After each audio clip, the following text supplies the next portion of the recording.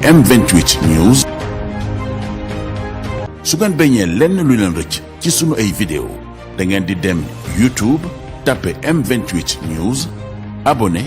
cliquer ci cloche de notification bi.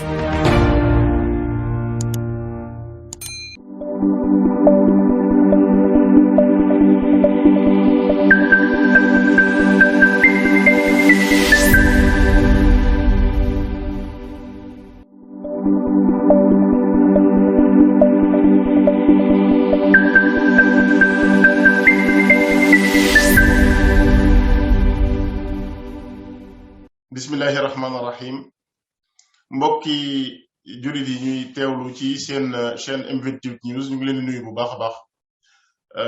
di am yaakaar ni yéen a ngi ci jàmm bu baax di leen ñaanal jàmm fu ngeen mën a nekk muy biir Sénégal ak biti Sénégal di leen dalal ci seen émission bi di ligne médiane muy émission bi njëkk nga xam ni am nañ ci mbégte di dalal ñu bare xam ci l'islam ci ay yëngatoom ak ay gëstoom muy professeur Galaye Ndiaye ku xam yoonu murit wala nga xam sax l'islam rek ci Sénégal dégg nga ko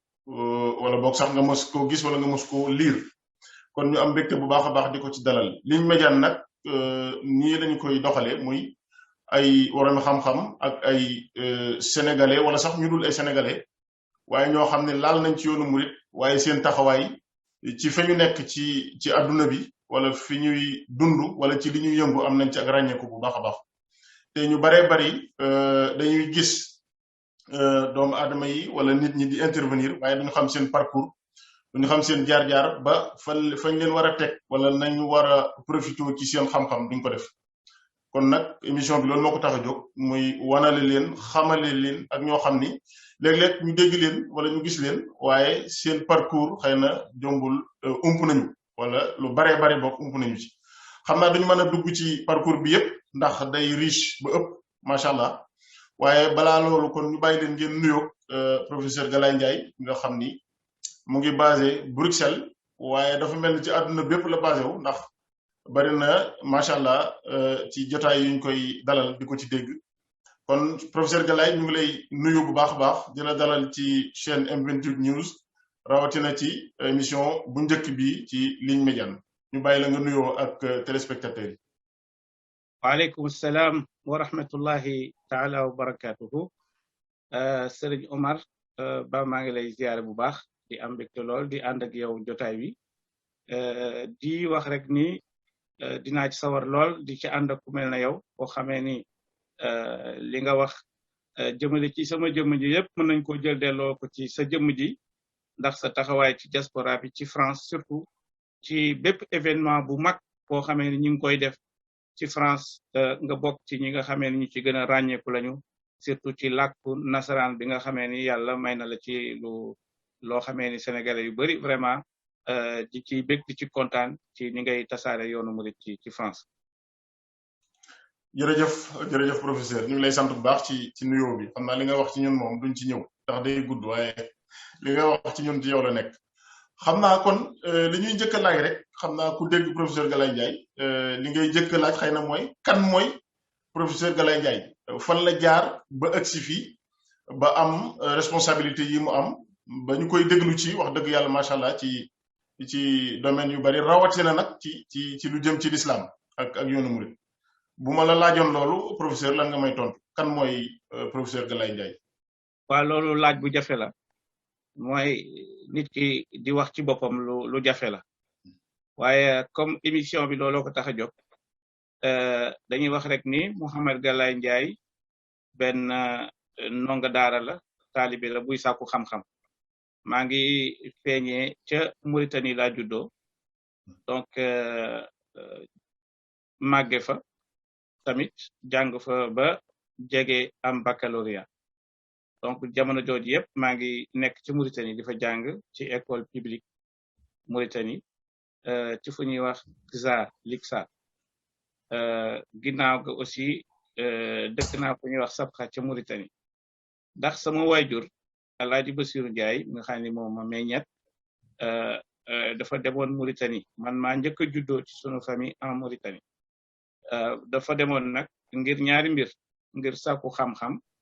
waaye tamit ngir daan dooleem ndax am héritage boo xamee ni maamam bàyyiloon na ko fi maanaam waajuram bàyyiloon na ko ko mooy lu jëm ci wàllu xam-xam te moom bi waajuram di nelaw fekk moom mi ngi am ci ñaari at donc lu ëpp ci ndonal xam-xam ba rëccu ko loolu taxoon mu bëggoon dem dabaatal ko ci ñi nga xamee ni amoon naa ak waajuram kóllëre ca gànnaar loolu ko fa yóbbuwoon moo tax mu fa doon sàkku xam-xam foofu nag la feeñee jàng fa ginnaaw gi ci laa ñëw Mauritanie ci laa ñëw Sénégal en 89 mooy événement yooyu nga daan dégg ci événement Mauritanie ci laa ñibbisee Sénégal bi ma ñibbisee ma nekk Louga nekk ci école bu ñuy wax Manar al Huda fala jàng ba am fa bac daanaka mën naa wax ni am naa fa ñaari yoon bac soogay continuer nag ñëw bi ñuy tuddee Égypte bi ma ñëwee Égypte amaat fa bac donc daanaka muy ñetti bac après nag ci la continuer université Al Azhar génn am maîtrise ak licence maîtrise ci théologie ak philosophie muy la faculté de théologie et de philosophie ci la am maîtrise ginnaaw licence après maîtrise ma jóge fa ak tamit mention boo xamee ni bu mat a bàyyi xel la ci jamono jooja ma jóge fa soogay ñëwaat Sénégal jàngale ci institut Al Azhar bi nekk Guédiawaye bi ma fa jógee aussi ma ñëw pour yaatal sama xam-xam ñëw Belgique ci laa ñëwee université de Liège donc ma def fa DEC 2 bi may ñëw fii nag yàlla def na ni déggu ma woon tubaab ndax booba arabophone la donc arabe rek laa jàngoon bi ma ñëwee fii nag laa tàmbali di jàng français am naa sax benn anecdote boo xamee ni keroog bi may ñëw ci université bi di inscrire nga xam ne boobu fekk def naa sama inscrire mais bi ma ñëwee wàcc ñëw ci dëkk bi ñëw ci université bi sama mag laa àndal moom moo doon waxtaan ak waa administration bi ñu ne ko waaw yow yaay jàng si wala kii mooy jàng si ñu ne ko mun leen déedéet kii mooy jàng si mais déggul français ñuy ree ñu naan waaw kii moom nan lay mën a ñëwee di jàng si ci université wa pare bëgg a jàng philosophie te déggul français loolu nu mën a demee muy leen waaw xam naa dana jéem dana fexe daal ba incha allah teel a dégg ma ci laa commencé nag inscrire maanaam di jàng tuuti tubaab yàlla defal ma sutura aussi balaa at mi jeex fekk am na lu ma ci fortaatu lu xaw a bari ma jël samay matière séddale ko 10 matières la amoon ma jël benn matière pour une année 9 matières yi ma soog koy def ci année ba ci topp yàlla defal ma ci tawfeex donc bi ma amee DEC 2 et puis après ma def fa DEA en philosophie en phénoménologie ci UCER la sax laa bind sama mémoire après nag laa ñëw nag installé wu Bruxelles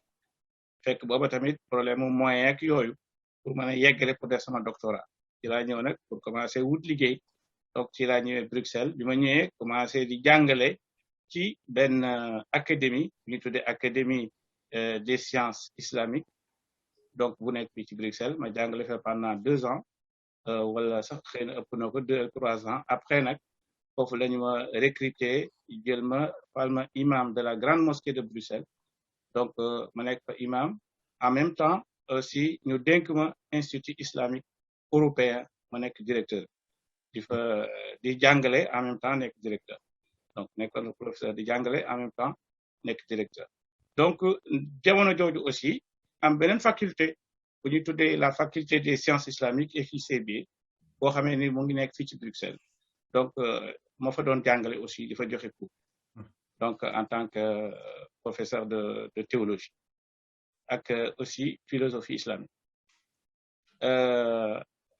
loolu aussi mooy mën naa wax ni bokkul ak yeneen institut yi nga xamee ni yu bari la yoo xamee ni dama fa doon joxe aussi ay cours donc loolu daal ci gàttal mooy parcours bi nga xamee ni ginnaaw loolu aussi déposé naa doctorat donc à l'université Al Awza'i donc ba fi mu toll nii ñu ngi ci waaw pour soutenir naka noonu aussi déposé naa sama dossier aussi à l'université de Dakar aussi pour beneen doctorat donc waaw ñu ngi noonu daal kon fi mu nekk gàttal waaw ñu ngi taxawal benn institut bu ñuy tuddee institut Al Mihrab xëy na ñu bari sax ñu ngi koy dégg ci Sénégal te ñu ngi aussi ci tànku wutal ko béréb boo xamee ni yàlla dinañu may ñu mën fa jëmmal institut bi mu mag parce que fi mu toll nii amaguñu suñu bâtiment bopp institut boobu li ngay gis ni moo ko jëmmal donc mi ngi jar presque 1 million d'euros la mais 650 000 euros la bâtiment bi di jar tamit ñu ci woo sénégalais yeeg ak ñëpp ku ci mën a jàpp pour mu taxaw vraiment donc loolu daal ci gàttal ak xëy na téere yi nga xamee ni bind naa ko muy bi ci njëkk muy Sabilu Salaam muy la pensée la non violence dans la pensée de Cheikh Ahmadou Bamba en arabe laa ko bind en 2011 ñi ngi koy traduire fi mu toll nii en français am nañu yaakaar ni balaa yàgg mu génn sori nañ ci loolu fi mu toll nii téere bi ma mujj a génnee aussi mooy pour un ramadan spirituel donc moom sax daanaka mën nañu wax ni yegg seegul ci marché bi waaye noppi na defar nañ ko ba pare ba jamono yi lañ ko doon publicité ci ginnaaw donc ak ay recherche yoo xamee ni yu bari la yoo xamee ni yëpp aussi ñu ngi koy waajal pour génne ko loolu daal ci gàttal mën nañu wax ni mooy ki ngay laaj. jërëjëf macha allah jërëjëf professeur xam naa li gën a yéeme ci waxtaan wi moom sax moo tax sax nag émission bi jóg muy véritablement derrière les personnalités ñu découvrir le parcours parce que wax nga ma wax loo xam ni ku ko dégg dina ko jaaxal mooy di ñëw di inscrire pour ci université ci làkk woo xam ni yow du làkk bi nga jànge yow yaa ngi jàng ci arabe mais bi ngay ñëw sax daanaka mën nañ ko waxee noonu mën nañu déggoo français sax daanaka ndax dégg français du caageen ñu wax nga comprendre parce que niveau universitaire dafa am lu mu laaj waaye yow teewul dama lay dolli beneen anecdote sax voilà keroog bi ma inscrire ba pare war a dem nag jàll ci amphithéâtre bi sama frère bi ma la doon wax di ko nuyoo passage parce que ku ma jàppale la ci sama parcours mu xaar ma ni ma léegi demal nga dugg ci cours bi nga déglu donc ci laa demee ci amphithéâtre bi donc jour boobu ñu ngi doon jàng donc cours philosophie la woon maanaam cours la woon ci ku ñuy wax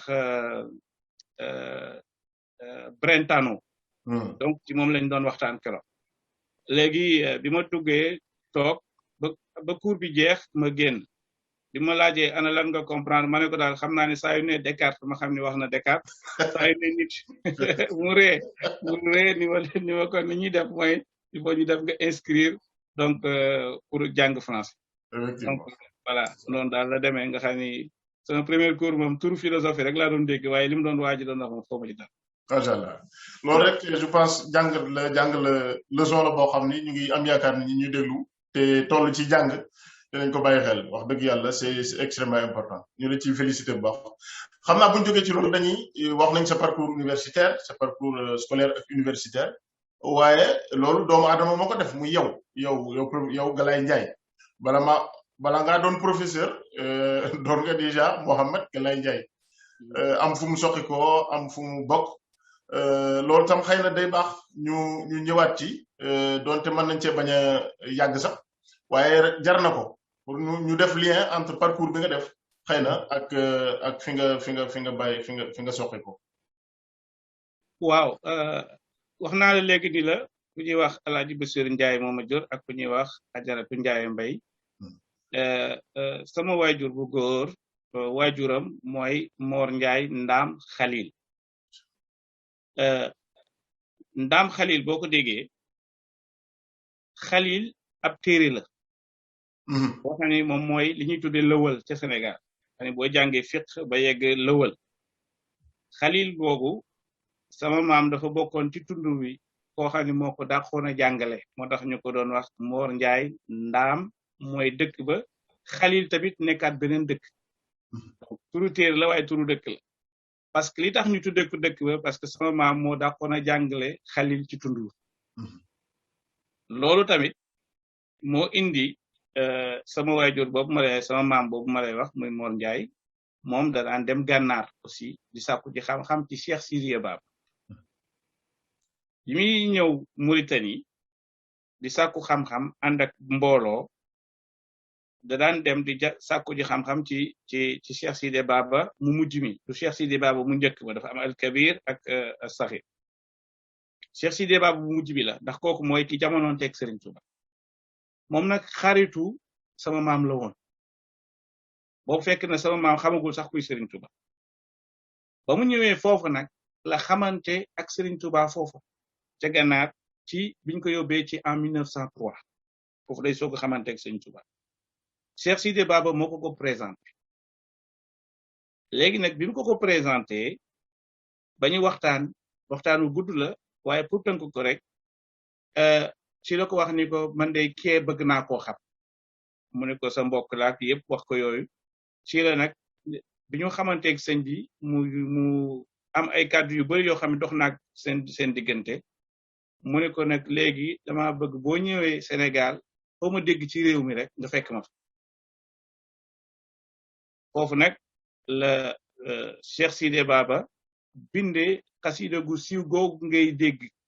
ñu wax ni Cheikh Sidé Baba moo ko bind ci sëriñ bi maanaam xasida googu ab bayt moo ci jiitu bayti googu nag dañ ko dugalaat ci biir xasida googu mooy bi muy wax ni wa ma aybuhu illa ibadatu rabbihi wa nafsul wara fi subhihi wa masaihi kooku benn baytu la woon Cheikh Sidé Baba moo ko bind jox ko sama maam ni ko lii mooy sama seede ci Serigne Touba macha allah nga xamee ni ba ñu juddoo nekk ay gone lañ sunu maam yi diñu ko nettali comme ni ma la ko nettali léegi nag looloo tax bi nga xamee nag sëñ bi après ñibbisi na ñu dellu si njaareem sama maam aussi daana ko fekk njaareem donc am na sax histoire bu siiw boo xamee ni am na fa xëy na du jar ñu ci yegg si nga xamee ni bu masaana ñëw njaareem daf koy wax ni ko boroom xam-xam a koy dalal moo tax da ko daan booleeg sëñ Mbàkke Buso maanaam bu ñëwee seeti sëñ Tuubaa sëñ Mbàkke Buso moo daan dalal sama maam ndax daf ko daan wax ni ko boroom xam-xam a koy dalal loolu nag relation bu yàgg la ba nga xamee ni sama waajur bi ma jur moom tamit di Alaaji Basiru Njaay avant muy dem Mauritanie moom tamit magam bu ñuy wax El Hadj Cheikh Njaay daf ko yóbbu woon ci sëñ Modou Moustapha mi nga xam ne mooy taawu Serigne Touba nekk premier xalifa mu nekkoon ko doon jàng nekk ko ca tool ya di bay aussi ba benn jamono am feebar bu am ca Taïf feebar boo xamee ni mooy picc yi génn moom lañu tuddee ram léegi nag sëñ Modou Moustapha jaaxale woon ci lool léegi nag bi mu ñëwee sama baay ni ko ci feebar bii day man mën naa ci dara maanaam ci yooyu ci la ko jëndalee ay groupe pepp ak yooyu daal affaire faju njaamur ndax man njare la waaw njare yi ku leen xam-xam ni xam nañ leen ci mbirum baati nag ay faj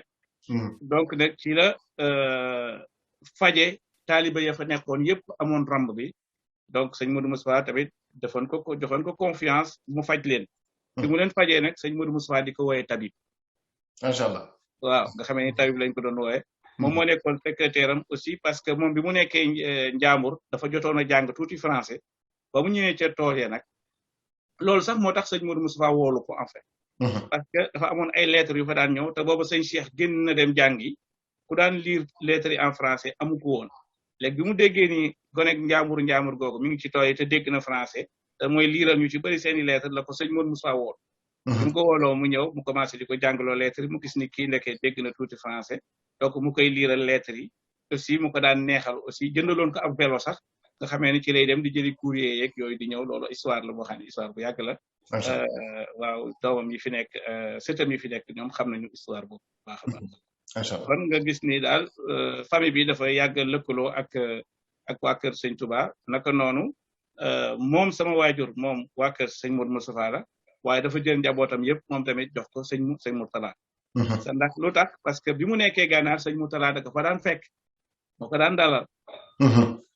léegi nag foofu la colère gi amee moo tax mu jël njabootam yëpp féetale ko waa kër sëñ Mourtala looloo tax man mi ma bokk ci waa kër sëñ Mourtala donc moo tax ma tey ji boo ma gisee may ànd ak sëñ Mamour kon du la jaaxal ndax waajuram ak sama waajur la woon tamit te yàlla def tey ji yàlla def man it ma nekk ci ronam macha allah professeur mel na ni kon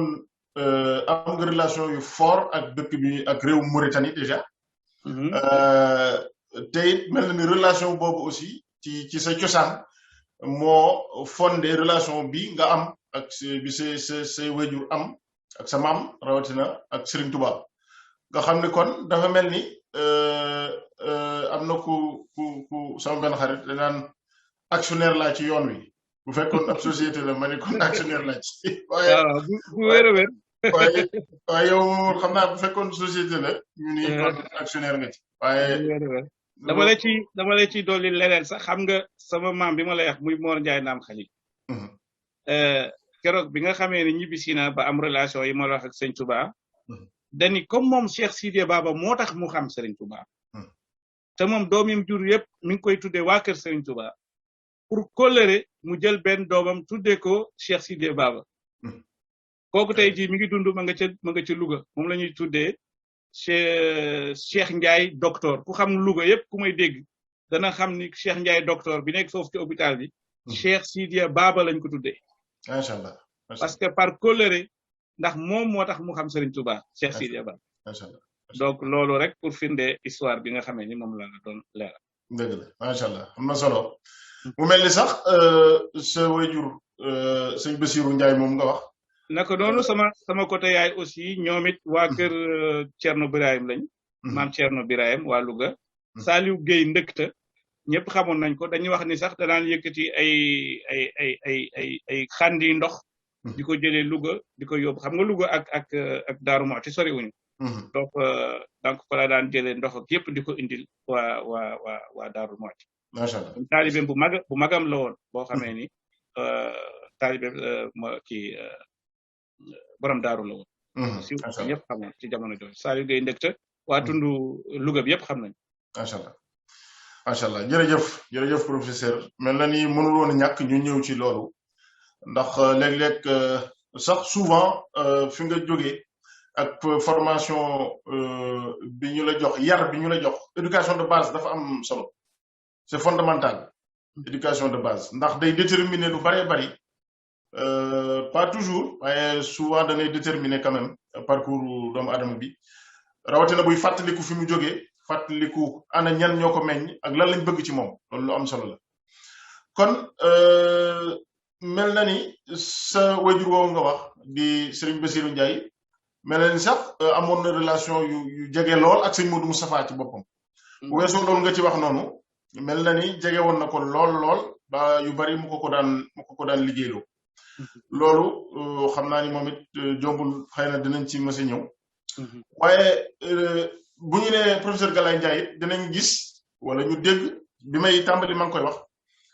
taxawaay bu am solo bi nga xam ne am nga ko ci diaspora bi diaspora bi nag fi mu nekk dafa gëndaloo ndax comme fi mu ne daanaka tukki sax yombatul ci jamono yi waaye réseau yi ak 2.0 bi ak internet bi maye na fu ñu la soxlaa léegi nga mën faa intervenir te yow xaaroo ba 2.0 bi wala réseau yi gën a développé c'est-à-dire que daan nga def ay conférence fu bare bari ci dëkk yi nga xam ne sénégalais yi ñu nga fa rawatina Italie wax nga ba tudd sëñ Mamor sëñ Murtada sax nga wax waaye ànd ngeen fu bare bari nga di fa def ay waxtaan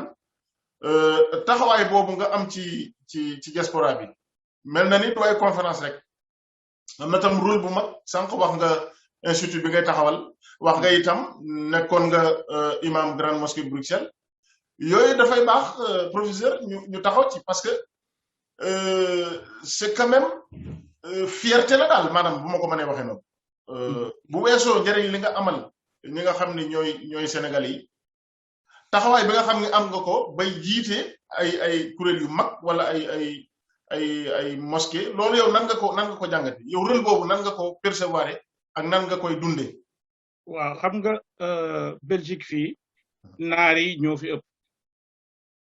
te bu ñu nee grande mosquée daanaka mën ngaa wax ni daanaka africains yi bokkuñu ci daanaka ndax fii naar yi ak turquie yi ñooy ñaari communauté yi fi gën a mag te grande mosquée buñ ko waxee mooy jumaa ji gën a mag fii boo xamee ni aussi mooy jumaa ji nga xamee ni kuy laaj ci l'islam fa ngay dem ku bëgg a tuub fa ngay dem képp koo xamee ni bëgg nga ñu defal la miraas fa ngay dem boo bëggee jàng aussi l'islam fa ngay dem comme ni ma la waxee ni la amoon na institut bu nekk ci biir donc moo nekkoon référence bi fii ci dëkk bi yàlla def attentat yi amoon moo indi problème fii ci Europe bi ba nga xamee ne ñu tëj jàkka yi ndax Ligue mondiale islamique mooy ñi nga xamee ne ñoom ñoo doon financé aussi donc lu bari ci jàkka ji ak ci institut donc ñun ay fonctionnaires lañu woon yoo xamee ne Ligue mondiale islamique ñu mu doon liggéey donc loolu tax na ba nga xamee ni tey jii am na benn journal boo xamee ni mu lañ tuddee Express le Vif Express nga xamee dem nañ ba titré bind ni l'imam probablement l'imam le plus important en Belgique donc wax ni rôle bi ma fi am ak li may joué ci dëkk bi donc loolu titre journal bi fi gën a siiw ëpp fi doole ci dëkk bi am beneen journal boo xamee ni moom la ñu tuddee le CNAC aussi mooy journal bi nga xam ne mooy bi gën a siiw ci côté Flandre buñ ko waxee moom mooy fi ñi nga xamee dañuy làkk néerlandais parce que en Belgique ñaari kii la gox la mooy Wallonie ak Flandre donc ñoom tamit am na benn journal bu mag boo xamee ni génne nañ ko aussi wax ci lii ma la wax moom tamit pour wane vraiment taxawaay bi nga xamee ni aussi am naa ko fii ci Belgique donc loolu aussi dafa jur lu bari ndax nga nekk Sénégal boo jiite ñi nekk sa ginnaaw ñëpp nit ñu weex la ñuy doon daanaka boo ciy wàññi da ngay gis kenn ku ñuul boo waññaatee keneen daanaka foog nga xool juróomeeri sàppel pour nga gisaat keneen ñooñu ñu wóolu la ci sa xam-xam doylu la ba jiital la loolu benn la ñaareel bi aussi mooy jur na aussi ay conflit yu bari parce que ku ni Mohamed Galaye Ndiaye ni sénégalais maanaam ni nit ku ñuul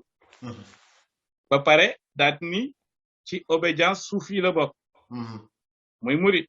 te yow xam nga Europe bi ni mu tëddee ñi ci ëpp fii tendance salafiste bi surtout en Belgique dañ fay bari nga xam ne dem nañ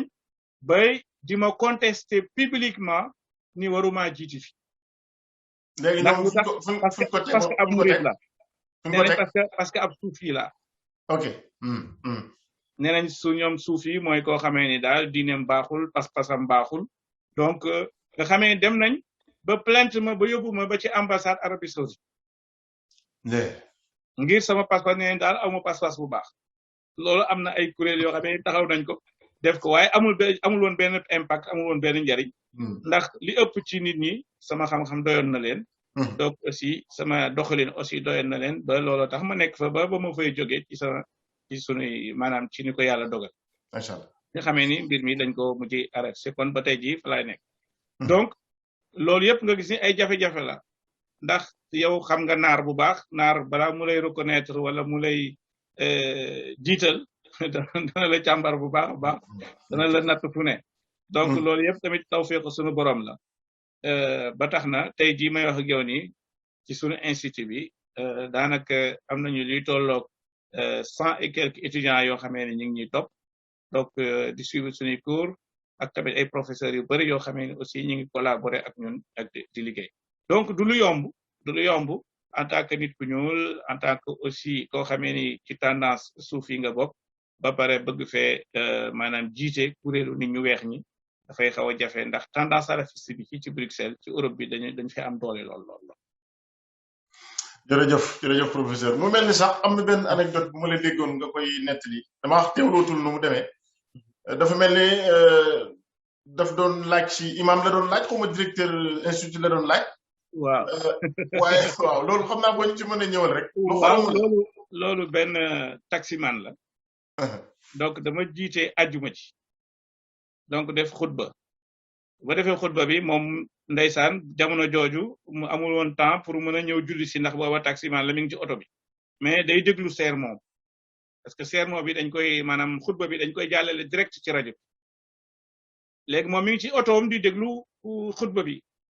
xam naa xutba bi dugg ko lool mu neex ko lool ca ëllëg sa maanaam ca samedi ba mu ñëw ci jumaa ji te mu ñëwee boobu fekk na ay côté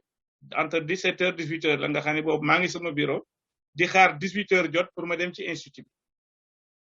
léegi bi mu yegsee ñëw ci réception bi ni imam bi doon xutba démb laa soxla léegi bi mu yegsee waa ji ni ko imam bi mi ngi ci 2e étage 2e bureau à gauche foofu la bureau am nekk léegi waa ji daal di yéeg bi mu yéegee ñëw fekk na bureau yëpp tëj sama bureau rek moo ubbeeku ndax man kese fa nekk ci administration bi ñëpp wàcc nañu maa doon xaar pour kii bi jot 18h jot pour ñu dem jàngale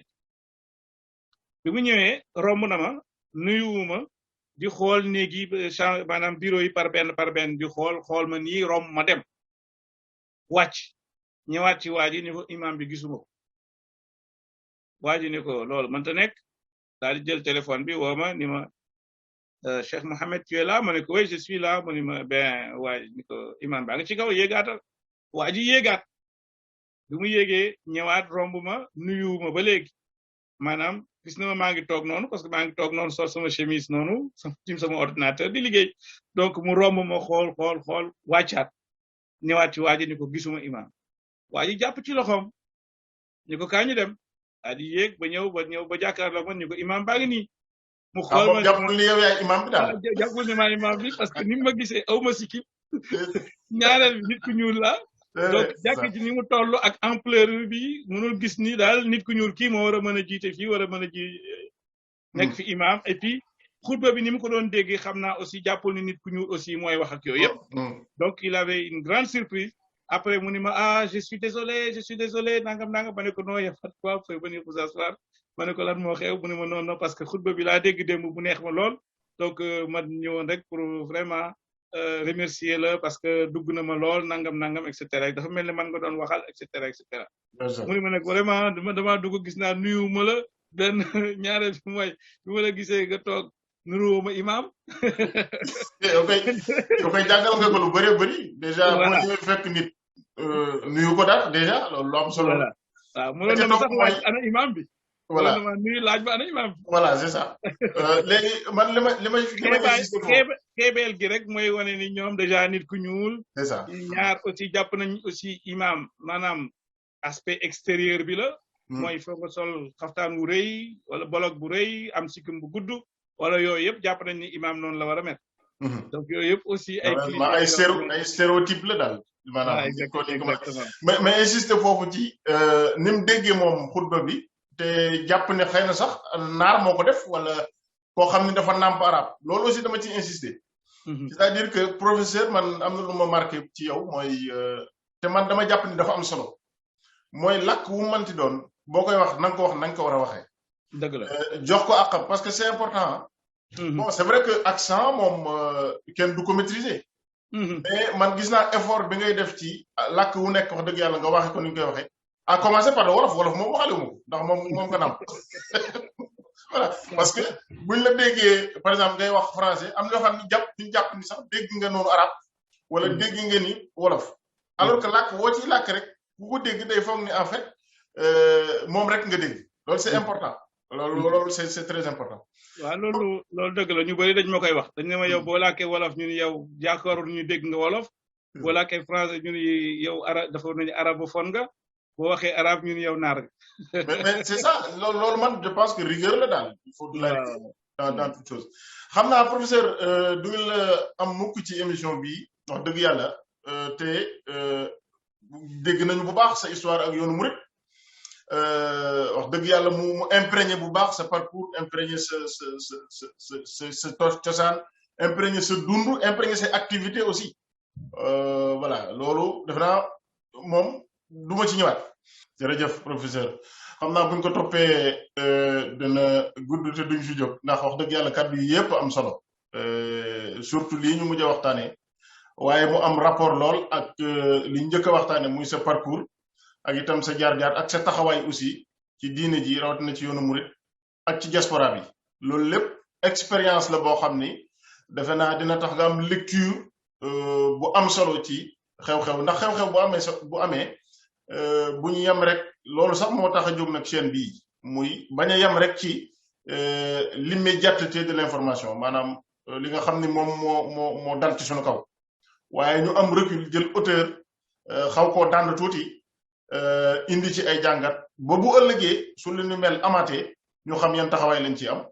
donc li am solo mooy li nga dund nga jànge ci ba bu ëllëgee nga xam yan taxawaay nga ci am kon vraiment ñu ngi lay sant bu baax a baax professeur Mohamed Galaye Ndiaye di directeur institut Al Mihrab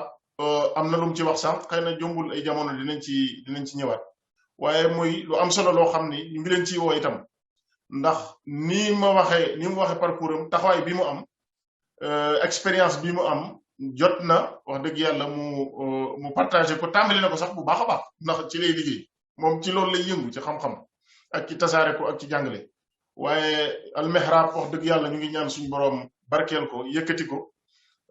ba mu yegg fu kawi seen jot xanaa di la bàyyi nga tàggu suñu mbokki téléspectateurs yi ñu doon bàyyi xel rek incha allah. waaw di la nuyu rek comme ni ma ko waxee woon ne xam na mën naa ni jotaay bi bu amee solo rek ci yow lay dellu ndax sa culture ak tamit sa gëstu bu yaatu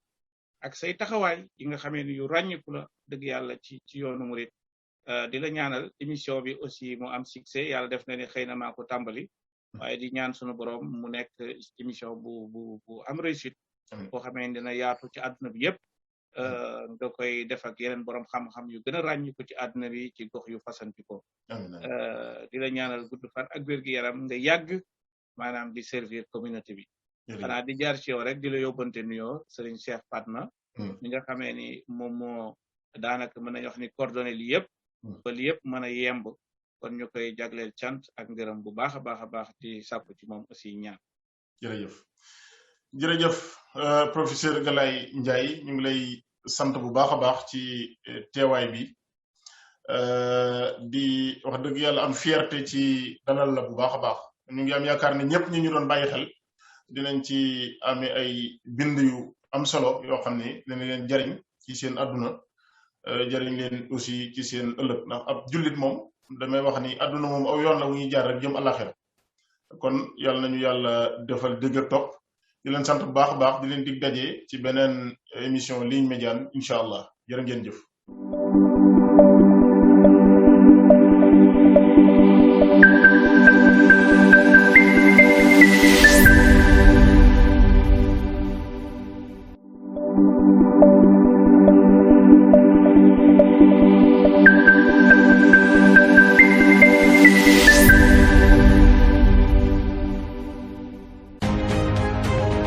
M28 News su ngeen bañee lenn lu leen rëcc ci sunu ay vidéo da ngeen di dem YouTube tapé M28 News abonné cliquer ci cloche de notification bi